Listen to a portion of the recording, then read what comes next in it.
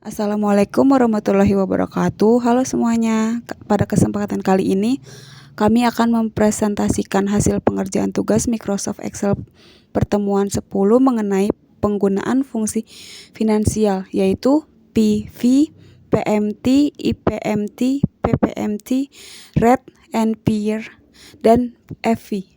Pada soal A, kami menggunakan fungsi present value atau PV.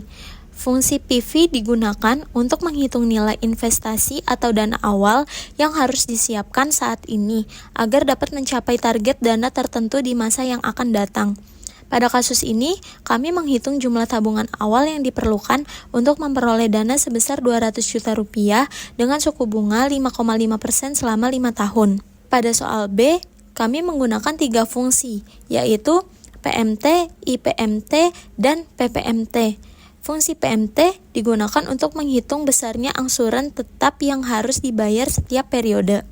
Selanjutnya, fungsi IPMT digunakan untuk mengetahui besarnya pembayaran bunga pada periode tertentu, yaitu bulan ke-20.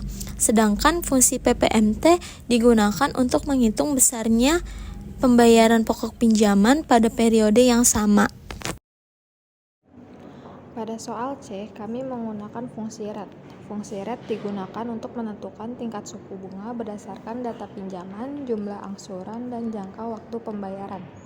Setelah memperoleh tingkat bunga per bulan, nilai tersebut dikalikan 12 untuk mendapatkan tingkat bunga per tahun. Kemudian total pembayaran dihitung dengan mengalihkan jumlah angsuran dengan banyaknya periode pembayaran. Lalu, pada soal D, kami menggunakan kombinasi fungsi rate, NPER, dan FV. Nilai rate diperoleh dari pembagian suku bunga tahunan sebesar 15% dengan 12 bulan. Selanjutnya, fungsi NPER digunakan untuk menghitung jumlah periode atau lamanya waktu yang dibutuhkan untuk melunasi pinjaman. Setelah itu, fungsi FV digunakan untuk menghitung sisa saldo atau nilai akhir setelah seluruh proses pembayaran dilakukan.